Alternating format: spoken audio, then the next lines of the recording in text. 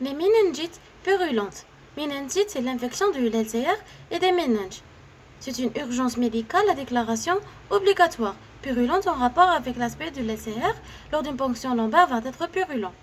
Et l'origine de ces méningites purulentes, elle est bactérienne, par les infections par des bactéries.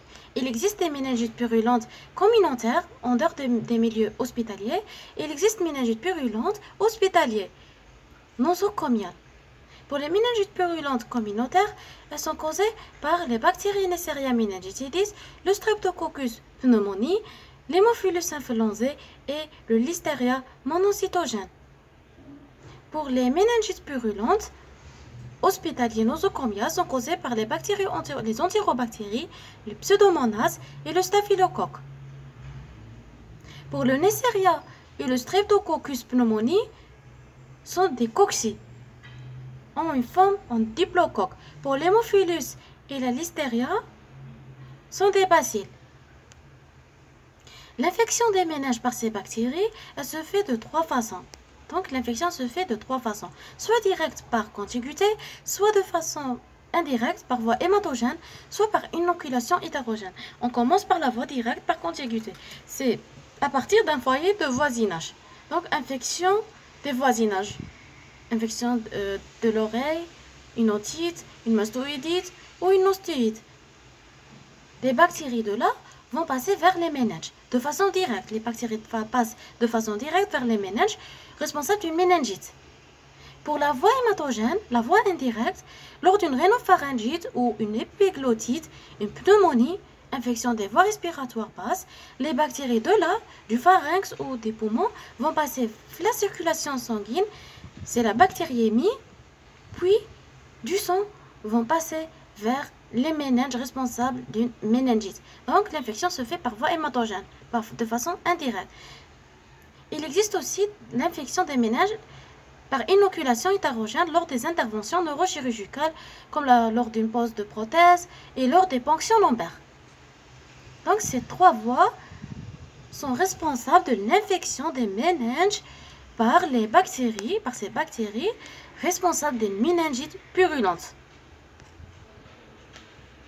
Maintenant pour ces bactéries, le Neisseria meningitidis, le méningocoque, c'est un coccigramme négatif contagieux. La transmission se fait par voie aérienne. C'est le premier germe responsable des méningites. Déjà le nom c'est moi le meningitidis, Neisseria meningitidis. Donc c'est lui le premier germe responsable des méningites. Pour le pneumocoque Streptococcus pneumoniae, c'est un coccigramme positif et c'est le deuxième germe responsable des méningites purulentes. Le nom c'est le Streptococcus pneumoniae, donc c'est surtout responsable des pneumonies, infection des respiratoires basses, les poumons. Le pneumocoque, mais il peut passer, il y en a des méningites. C'est le pneumocoque Streptococcus pneumoniae. Maintenant pour l'Haemophilus influenzae, c'est un bacille gram négatif. C'est le 3e germe responsable des méningites purulentes avant l'âge de 6 ans. Mais chez le nourrisson, c'est le premier germe. Donc l'Haemophilus influenzae chez le nourrisson, ou le premier germe, il y en a l'Haemophilus influenzae. Chez le nourrisson. Pour le Listeria monocytogène, c'est un bacille gram positif, il y a des infections materno-fœtales et des méningites du sujet âgé. Le Neisseria meningitidis, c'est un coccigramme négatif, ou pneumocoque, c'est un coccigramme positif. Ça veut dire le Neisseria négatif ou le pneumocoque positif. Ou les deux sont des cocci.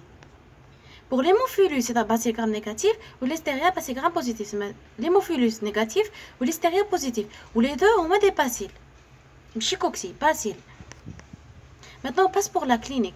Je faut la forme commune de l'adulte. L'adulte. Non pas chez le nourrisson, le nouveau-né, parce qu'on a des tableaux moins évidents. Je vois l'adulte jeune, le tableau la forme commune. Le tableau clinique d'installation brutale avec des signes généraux, une fièvre élevée, tachycardie, insomnie, altération de l'état général et un herpès labial. Pour les signes fonctionnels, il y a une céphalée, vomissement et constipation. Pour les céphalées, intense en case, rebelle au traitement. Le traitement ne soulage pas les douleurs ou exacerbé par les mouvements de la tête et la lumière. Pour les céphalées. Pour les vomissements faciles mais inconstants. Et aussi, des constipations. Donc les vomissements inconstants, soit qu'on connaisse pas non. À l'examen clinique, on retrouve une contracture rachidienne. On a une attitude en chien de fessule, dos à la lumière ou la tête rejet en arrière. C'est la tête qu'on déjà rejet en arrière ou l'attitude c'est en chien de fessule. Maintenant aussi lors de l'examen clinique on retrouve le signe de Kearney, c'est la limitation de l'élévation du membre inférieur. On a aussi le signe de Brudzinski, c'est la flexion involontaire des membres inférieurs à la flexion forcée de la nuque. Lorsqu'on fait la flexion forcée de la nuque, le patient involontairement entraîne la flexion des membres inférieurs. On a aussi lors de l'examen clinique, on retrouve une hyperesthésie cutanée, des troubles vasomoteurs, des signes neurologiques et un déficit moteur. C'est à l'examen clinique. Les signes de gravité, un purpura extensif fulminant. Fulminant veut dire c'est ma purpura fébrile. Fulminant c'est fébrile. Un état de choc, trouble de la vigilance, coma, convulsion. Le purpura, l'origine c'est la coagulation intravasculaire disséminée. Maintenant, chez le nourrisson et le nouveau-né, le tableau il est moins évident. Pour le nouveau-né, qu'on a des cris et gémissements. Ces gémissements remplacent les céphalées. On a aussi une hypotonie qui remplace la raideur de la nuque, plus une hypertonie des membres. La fontanelle, elle est bombée, plus on retrouve des convulsions et des troubles digestifs. Ça, c'est pour le nourrisson. Pour le nouveau-né, on a des signes neurologiques, cyanose, acide d'hypertonie et d'hypotonie, un état général médiocre et une fièvre. Donc, toute fièvre devant ce tableau clinique fébrile, la ponction lombaire, elle est recommandée, donc il faut faire une ponction lombaire. Mais avant de faire cette ponction lombaire, on doit faire le fondé. Le fondé à la recherche d'un ordin papillaire, une hypertension intracrânienne, et on fait aussi un scanner cérébral. Pourquoi on fait ces examens avant la ponction lombaire? C'est pour éliminer les contre-indications à la ponction lombaire. Les contre-indications, on a les troubles de l'hémostase, une infection cutanée au point de ponction, et aussi l'hypertension intracrânienne. Donc, ça contre-indique une ponction lombaire.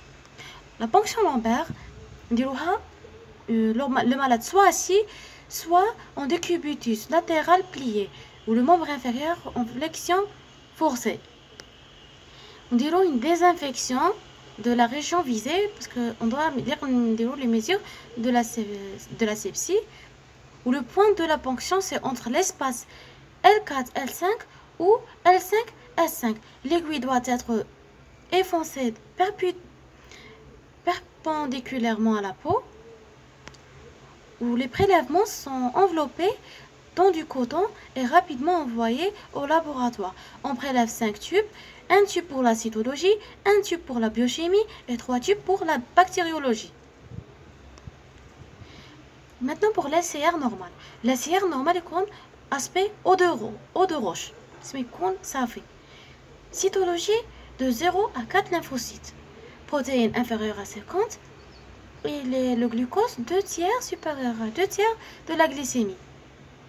Ça c'est pour un LCR normal.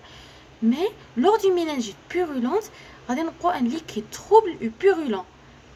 La cytologie, on trouve l'augmentation des polynucléaires neutrophiles supérieure à 100. Les protéines, une protéinorachie où la glucorachie va être effondrée. C'est ma base. Ça, c'est lors d'une méningite purulente. L'aspect du LCR. Et pour le traitement, pour le méningocoque, on dirait un isolement du malade et déclaration aux autorités sanitaires. Donc, on dirait une antibiothérapie IV, la durée de 10 jours. On dirait les pépéniasmes, amoxicilline plus l'ampicilline, ou un alternatif, on a le cifotaxime. Ou là, les phénicolés. C'est pour les méningocoques. Pour le pneumocoque, une antibiothérapie, la durée de 15 à 21 jours en première intention de le cifotaxime ou à défaut de l'amoxicilline. La corticothérapie elle est recommandée. C'est antibiothérapie et corticothérapie. Pour l'hémophilus influenzae, une antibiothérapie de 15 jours. Le cifotaxime, l'amoxicilline, on a alternatif le phénicolé. Ou la corticothérapie, on a le dexamethasone. Maintenant pour la listérienne, les PINI-A ou gentamicine. Ça, c'est un résumé pour le traitement. Donc, les méningites purulentes.